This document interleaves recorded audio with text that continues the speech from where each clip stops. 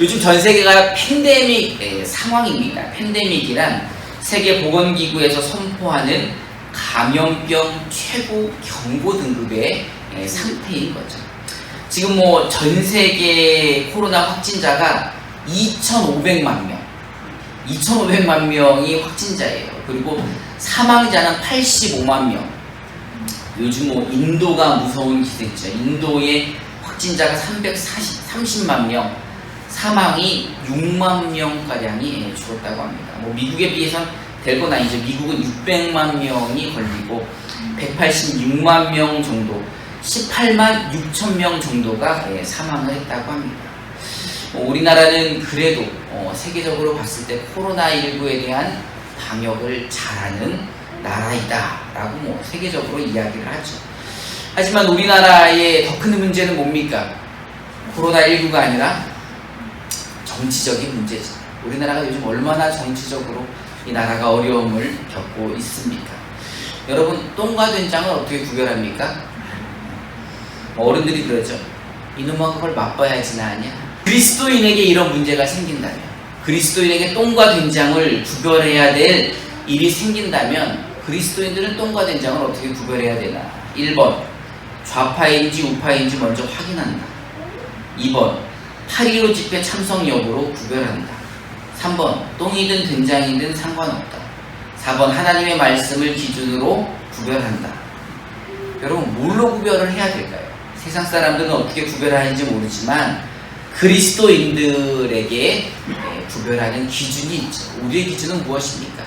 하나님의 말씀입니다. 우리는 하나님의 말씀으로 구별하고 그것이 우리의 기준이 됩니다.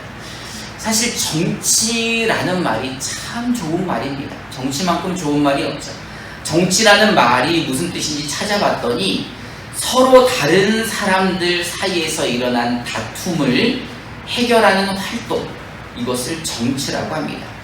그래서 바른 정치가, 좋은 정치가들이 세워져야 나라가 바르게 서는 거죠. 그런데 세상의 정치가들의 문제가 뭡니까? 대부분 자기 생각, 자기 이익이 중심이 되고 그것이 정답이라 생각하기 때문에 문제가 되는 거죠. 오늘 이 성경 말씀의 본문을 보면은 여러분들이 아주 잘 알고 있는 것입니다. 가이사의 것은 가이사에게, 하나님의 것은 하나님에게. 여러분 잘 알듯이 당시 예수님 당시의 이스라엘은 로마의 식민지였습니다. 로마의 식민지였던 것만이 문제가 아니라 국내 정치도 굉장히 문제였죠. 여러분들 예수님 당시 이스라엘에 있었던 정당들을 좀 아시죠? 정치 집단들 뭐가 있죠? 바리새인들도 있고 또 사두개인도 있고 헤롯을 따라다니는 헤롯당도 있고 열심히 하는 열심당도 있고 서기관들도 있고 제사장들도 있고 이런 정치 집단들이 많이 있었습니다. 그래서 국내 정치도 혼란했었죠. 오늘 본문에도 예수님 당시에 정치인들이 등장을 합니다. 마가복음 12장 13절을 우리말 성경으로 한번 읽어봅시다. 시작. 그들은 예수의 말씀을 트집 잡아보려고 바리새파 사람들과 헤롯 당원들을 예수께로 보냈습니다. 개역 한글에는 책 잡히다라고 되어 있는데 우리말 성경에는 이제 트집을 잡다 이렇게 표현이 되고 있습니다. 예수님을 해코지하고자 정치인들이 등장을 한다는 거죠. 바리새파 사람들과 헤롯 땅 사람들이 같은 목적으로 예수님을 트집 잡으려고 합니다. 왜? 예수님이 불편하거든요. 왜냐하면 예수님이 자신들의 정치 활동에 굉장히 걸림돌이 되고 있기 때문입니다. 여러분, 바리새파 사람들은 어떤 삶을 삽니까? 율법을 굉장히 중시하죠. 율법을 중시하는 사람들은 복장도 중시하고 예법도 중시하고 이런 것들을 행동까지 다 중요시하죠. 그래서 그들의 삶은 거룩하죠. 일반인들이랑은 다릅니다. 근데 예수님은 그들에 대해서 그들의 겉만 보고 판단하지 않으셨습니다. 우리 마태복음 23장 25절부터 28절을 우리말 성경으로 한번 읽어봅시다. 시작. 너가 있을 것이다. 율법학자와 바리새파 사람들아, 이 위선자들아, 너희가 장과 접시의 겉을 깨끗이 잘 닦으면서 그 안은 욕심과 방탕으로 가득 차 있구나. 유머 바리새파 사람들아, 먼저 장속을 깨끗이 닦아라. 너희에게 화가 있을 것이다. 율법학자와 바리새파 유선자들아, 너희는 하얗게 칠한 무덤과 같다. 겉은 그럴듯해 보이지만 속은 죽은 사람의 뼈와 온갖 더러운 것들로 가득 차 있다. 이와 같이 너희도 겉으로는 사람들에게 의롭게 보이지만 그 속에는 위선과 불법이 가득 차 있다. 아멘. 바리새파 사람들은 율법을 중요시하기 때문에 굉장히 명예를 중요시하죠. 그런데 이 마태복음 23장은 뭐 바리새파를 다 욕하는 장이에요. 얼마나 욕을 많이 하시는지, 그들이 겉은 깨끗한 것 같은데 속은 더럽다, 가식적이고 외식하고 위선적이고 불법이 가득하다 라고 예수님께서 그들에게 이야기를 하시는 겁니다. 그러니 이 바리새파 사람들이 예수님이 불편할 수밖에 없는 거죠.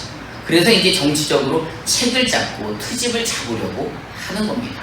그럼 헤롯 땅은 누구입니까? 말 그대로 헤롯 땅이에요. 헤롯을 추종하는 사람들인 거죠. 이 헤롯은 당시 분봉왕입니다. 로마에서 그를 파견한 거죠. 그러니 이 로마에서 파견한 헤롯을 추종하기 때문에 그들은 어디를 지지할까요? 로마를 지지하는 유대인들인 것입니다. 그런데 그들이 왜 예수님을 싫어할까? 왜 예수님을 정치적으로 책잡으려고 하는 것일까? 마태복음 16장 13절부터 16절을 우리말 성경으로 한번 읽어봅시다. 시작. 예수께서 가이사랴 그리고 제왕에 이르러 제자들에게 물으셨습니다. 사람들이 인자를 누구라고 하느냐? 그들이 대답했습니다. 세례자 요한이라고도 하고 엘리야라고도 하고 예레미야나 예언자 중 한 분이라고 하는 사람도 있습니다. 그러면 너희는 나를 누구라고 하냐? 예수께서 물으셨습니다. 시몬 베드로가 대답했습니다. 주는 그리스도이시며 살아계신 하나님의 아들이십니다. 아멘. 여러분, 당시 이스라엘 사람들이 예수님을 누구라고 불렀습니까? 세례 요한 같기도 하고 엘리야 같기도 하고 에레미야 같기도 하고, 예수님을 이런 선지자에 비유한다는 것은 예수님을 누가 보낸 사람이라고 믿는다는 거예요. 하나님이 보낸 사람이라고 믿는다는 겁니다. 여러분, 이스라엘의 하나님의 말씀이 끊어진 지가 몇 년이 됐어요? 400년가량 하나님의 말씀이 끊어졌는데 하나님이 보내신 선지자 같다라고 말하는 겁니다. 왜요? 그 예수님을 따라다니다 보니까 걷지 못하는 사람이 걷고 볼 수 없었던 사람이 보고, 그리고 뭐 난치병 환자들이 다 치료가 되고, 뭐 문둥병도 그렇고 또 혈루병도 그렇고 귀신 들린 사람들이 다 낫게 되고, 가까이에서 본 제자들은 예수님을 그리스도, 메시아, 하나님의 아들이라고 고백을 하고 있다는 겁니다. 그러니 살아계신 하나님의 아들이 메시아로, 구원자로 이 땅에 내려왔으니 누가 두려워해야 될까요? 당시 정권을 붙잡고 있던 헤롯과 그 헤롯 땅들이 두려워하는 겁니다. 왜냐하면 자신들에겐 정통성이 없거든요. 이들은 뭐 다윗의 자손에서부터 시작되는 왕도 아니고 북이스라엘에서부터 비롯되는 왕도 아니고, 누가 세웠어요? 로마가 세운 왕이기 때문에 그 로마에 붙어있는 로마의 하수인들, 그러니 백성들은 누가 왕이 되기를 원하는 거예요? 메시아가, 다윗의 자손으로 온 메시아가 왕이 되기를 바라니까 지금 막 누구를 정치적인 인사로 띄우는 거예요? 예수님을. 예수님이 정당성이 있지, 다윗의 자손이니까. 또 누가 보냈어요? 하나님이 보내셨으니까, 약속한 메시아니까 지금 이 시대에 딱이야. 로마 정권으로부터, 헤롯으로부터 해방시킬 수 있는 분은 누구밖에 없어요? 예수님밖에 없다고 생각하는 거죠. 그러니 헤롯 땅도 예수님을 없애야 되는 정치적인 숙적으로 생각을 한 겁니다. 그래서 여러분, 그 멀쩡한 사람을 가장 올가매기 쉬운 게 뭐예요? 정치적인 이슈로, 그를 정치적 문제로 트집을 잡는 게 가장 중요하고 쉽죠. 그래서 당시에 가장 정치적인 이슈였던 세금 문제를 가지고 나온 겁니다. 마가복음 12장 14절부터 15절 상반절까지만 우리말 성경으로 한번 읽어봅시다. 시작. 그들은 예수께 나와 가르치다가 선생님, 우리는 선생님을 사람들만으로 알고 있습니다. 선생님은 사람을 거짓으로 판단하지 않기 때문에 사람으로 인해 분노되지 않고 하나님의 진리를 참되게 가르치신다고 들었으나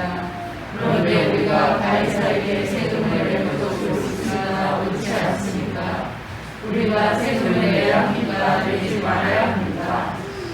지금 이 바리새파 사람들과 헤롯 땅 사람들이 예수님을 올가매기 위해서, 그 덫으로 인도하기 위해서 이렇게 미끼를 치죠.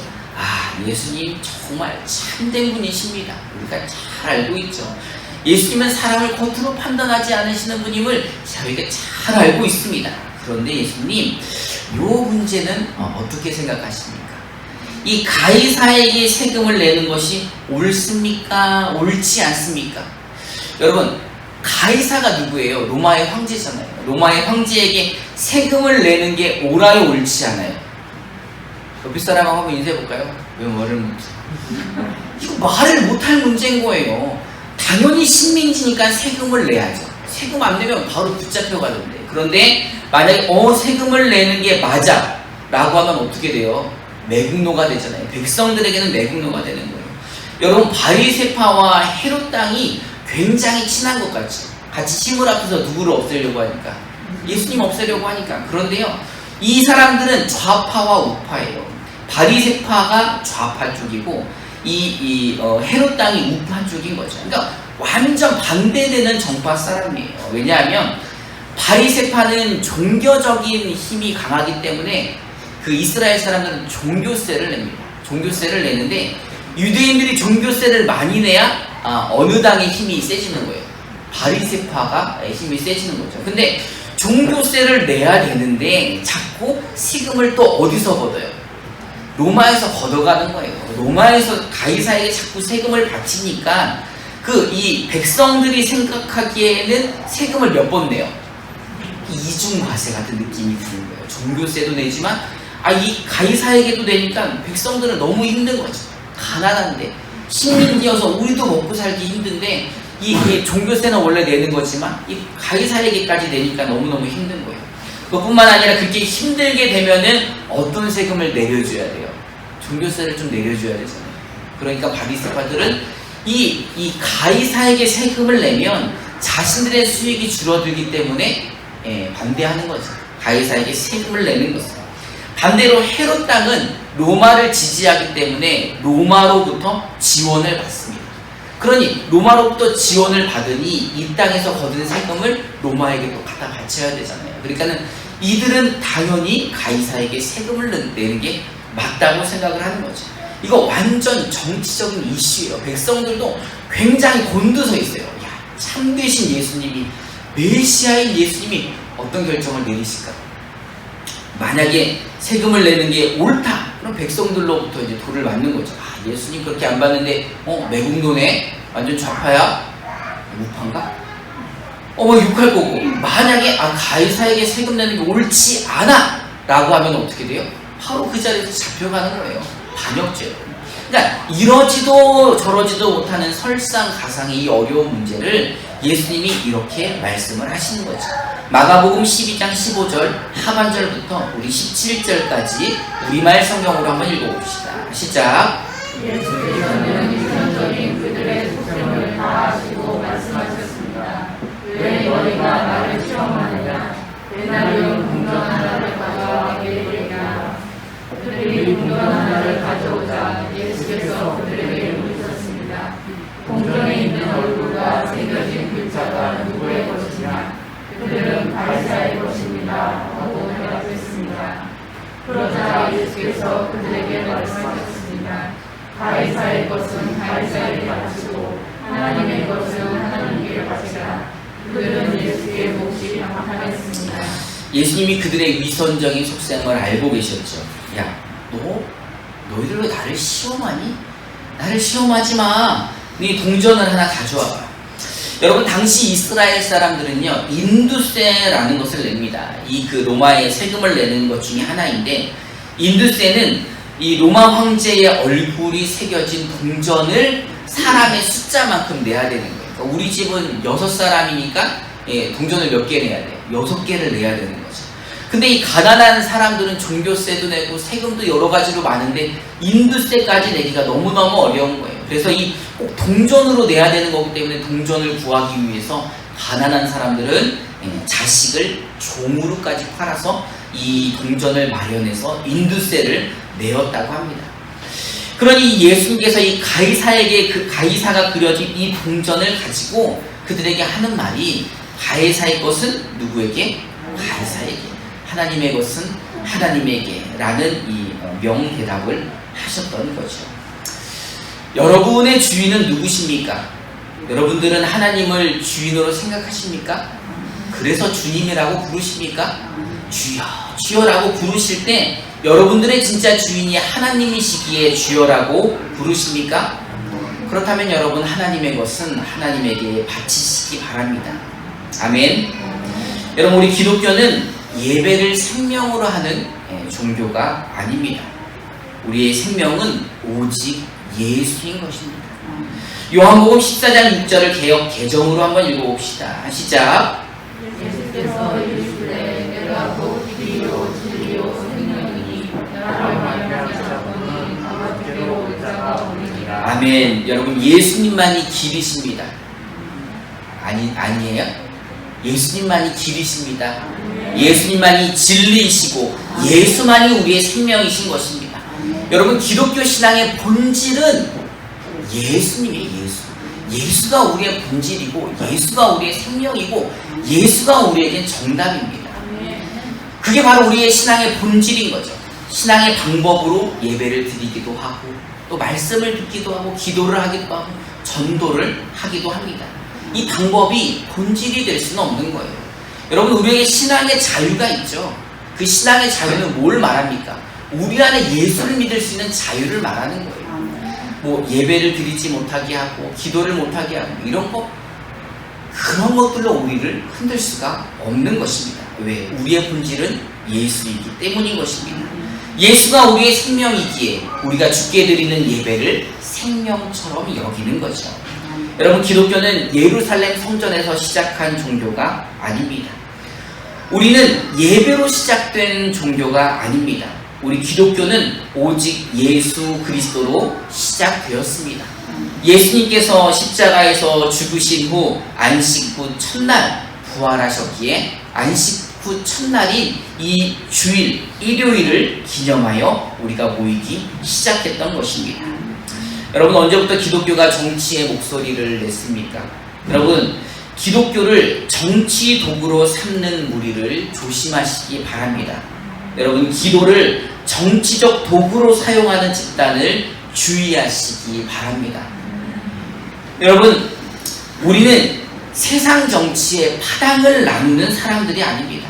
우리는 세상 정치에 영향력을 행사하는 사람들이 아닙니다. 사실 그들과 우리는 가는 길이 다른 사람들이죠. 마태복음 7장 13절을 개역 한글로 한번 읽어봅시다. 시작.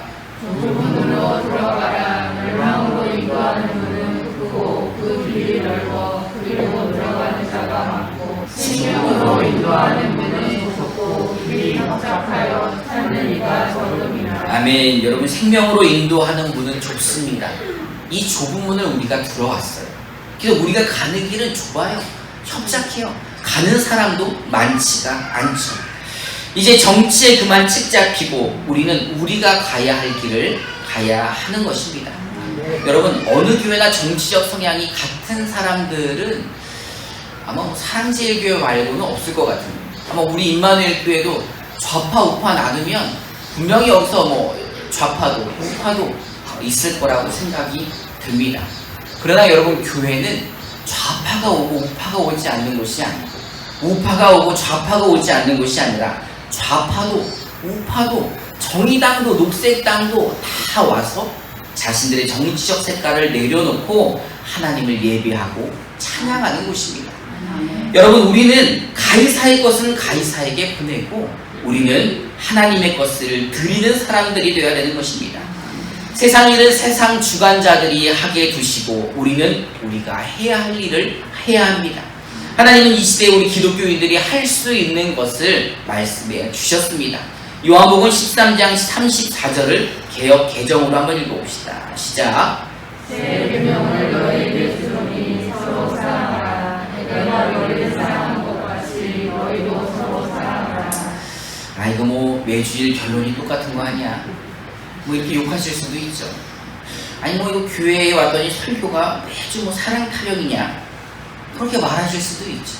하지만 교회는 사랑 타령하는 곳이 맞습니다. 여러분, 우리에게 한 가지 계명, 새로운 계명을 주셨어요. 그 어떤 것도 아니고 서로 어떻게 해라? 사랑하라는 계명을 주셨습니다. 교회는요, 사랑하지 못해서 회개하는 곳입니다.